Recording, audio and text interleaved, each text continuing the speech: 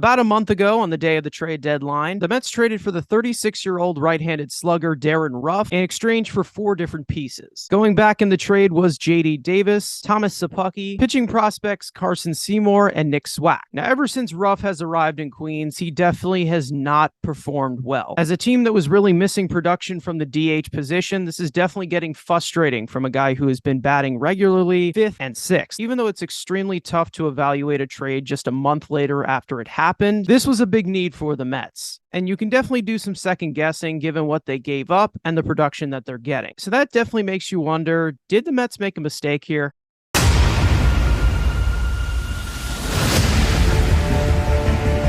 3-2, Vader. Swings and misses, strike 3. He struck him out. 5 Met pitchers combined for the second no-hitter in New York Mets history.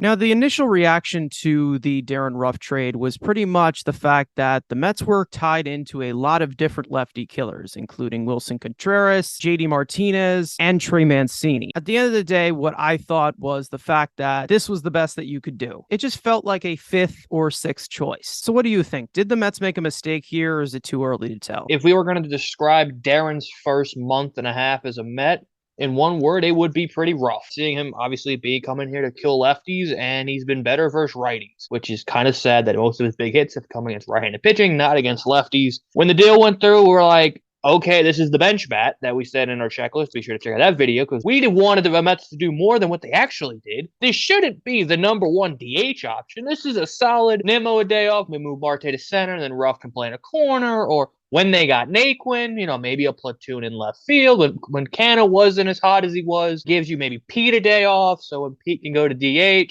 it gives you options. And the fact that this was the only bat they got to kill left-handed pitching, we were pissed. As much as we call J.D. Davis nicknames that get censored for no reason, he's outperformed Darin Ruf in the last month and a half, which we all knew it was going to happen. Looking back at the deal, probably not the best decision for the Mets, especially as the primary DH. If this was a bench bat, and there was a JD Martinez, Mancini, Contreras, Juan Soto, anybody else, and this was the bench bat lefty killer, I don't think we'd be as pissed off as we are. But the fact that this was, instead of just getting a DH, we're going to moneyball it, and we're going to create a DH with the Chungus in this guy, and it has not worked out. The offense has not sparked for a while, but we'll see. Again, he's still got another month of baseball to figure it out, but I'm not placing my bets on it. I think the main reaction that comes from Mets fans is kind of just blaming Billy Epler for this move. And yes, he did make the move. How I like to judge my general managers is basically using the context of their title. General. The team is still in first place, at least currently, and they are in playoff contention right now and one of the best teams in all the league. Now, an individual player's performance is usually how I look at it when a trade is assessed. I don't really usually blame the general manager. When there's a plethora of moves that are bad, that's when you have to make the change up top. As for Darin Ruf, in comparison to J.D. Davis, the only major league ready piece in this trade going back to San Francisco, we all knew that J.D. Davis was going to do well. Like I've said multiple times, he's a very great hitter. He's just a very frustrating hitter. The type of hitter that he is just did not fit into this lineup. This lineup has built the identity of grinding out at bats, bringing in quality at bats, putting the ball in play, and J.D. Davis has definitely struggled to do that throughout his entire career. He just didn't fit the identity, and he just needed to go. So am I really surprised that he's doing well? Not really. Now, the piece that I was really frustrated at getting rid of was Carson Seymour. Last year, he was a 6th-round pick in 2021. He's a big, hard-throwing right-handed pitcher. He pounds the strike zone. He produces tons of ground balls, nasty 12-6 curveball, heavy profile slider, and lo and behold, ever since that he arrived with the Giants organization and in the minor leagues, he's been pitching really well, including a 13 strikeout performance that he had. This guy was definitely one of my favorite prospects, and it really sucked to see him go in this trade for a 36-year-old bat who is not producing at all. My main thing is you gave up 4 assets for a 36-year-old DH, but then you come to tell us that you didn't want to give up assets for a reliever. That was my problem going into the deal, that the fact that they were willing to give up 4 assets for a 36-year-old player. It's like, this wasn't like what the Braves did with Robbie Grossman. They needed a lefty killer. They went out and got Robbie Grossman, gave up 1 piece. And Grossman gives you the flexibility. He can play all 3 outfield positions, and is actually good, solid defensively. And it's younger. It's not 36-year-old where his best baseball is behind him. not ahead of. But no, the Mets have to overpay. And yes, JD Davis, I wanted him gone for a bag of cookies. I didn't care. And you saw right away hit like 3 homers his first week as a Giant, and the Mets fans were crying while Darin Ruf was striking out all the time. Yes, Seymour could have been a very interesting piece to keep in the system. I don't think he would have been a top 20 prospect, but is an interesting arm nonetheless. And the fact that Epler does need to take a little bit of the heat here, being like, oh, I didn't want to give up bullpen, which the team desperately needed. They didn't want to give up the assets, but then gave up 4 assets for Darin Ruf. There is some heat needs to go to Epler. It's just kind of the point of, hey, you need to realize that this team isn't young. This isn't the Braves, where the Braves are everybody on that team's 22 years old or younger, and you've got a decade.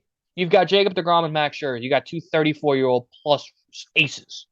One of them only being guaranteed a year, the other one for 2 more years.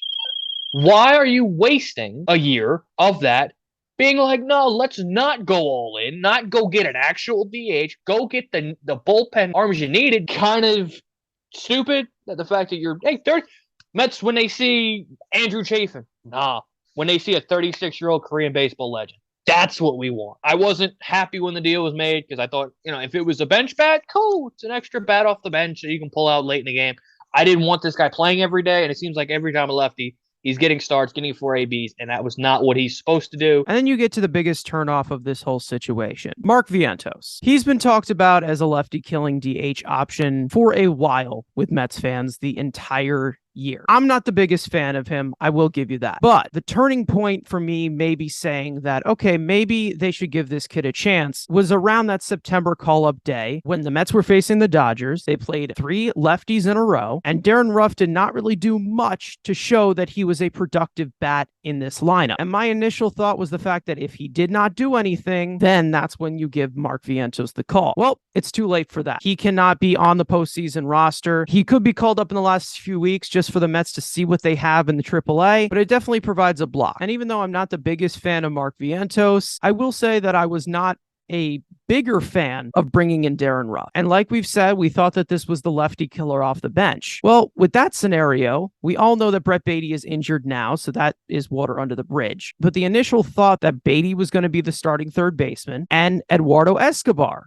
who kills lefties, could come off the bench as a lefty killer. Obviously, that went a different direction as of right now, but all I can say is that Wilson Contreras, Trey Mancini, JD Martinez were available, and it just looks like Darin Ruf was the 5th, the 6th, the 7th option. Having him be the bench bat, this wouldn't be a video. This would not be a video because he would just be the extra corner outfielder and extra first baseman for when there's a lefty on the mound and Pete needs a day off. Pete can DH, then Ruf can play first. Or, you want to give, like I've said, Nimmo, which Nimmo never seems to have a day off. Move Marte, which they don't seem to move for a day. And then put Ruf in a corner, Canada right, Darin in left. It could have given you the possibility. But this guy being the everyday lefty killing DH, not doing his job, has just showed me, again, what does he do? If he was brought in here to kill left-handed pitching and strike out 3 times a day, 3 times a game and hit a ground ball, you could have called up Mark Vientos for nothing, saved those 4 assets, and used those 4 assets to actually get some goddamn relief pitching. Called him up on September 1st, so he's eligible for the playoffs.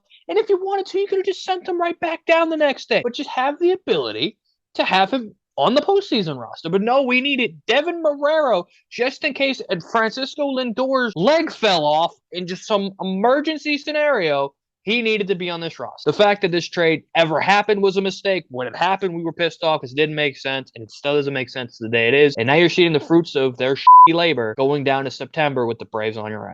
All I can say is that they did need minor improvements into this lineup. Even though the offense has their dry spells here and then, they most likely will get the job done. I'm not really worried about that in general. We all know that this team's main foundation is built on pitching. This team will go as far as Jacob deGrom and Max Scherzer can carry us. But there was a thought of maybe we can put this team over the top and maybe have a little bit more of a guarantee to make a playoff run. And they just really didn't do that. They just went a little less aggressive than we thought they would. And that starts with Darin Ruf, especially with a lot of other options on the market. Like Darin Ruf is the type of guy like you would see on the street and living out of a camper. But except it wouldn't be a nice camper.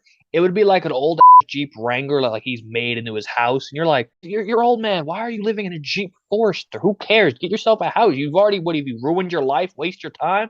Did you move to Korea? Sure as shit he did. What? Where the fuck was I going with? And that's where you hit the outro music.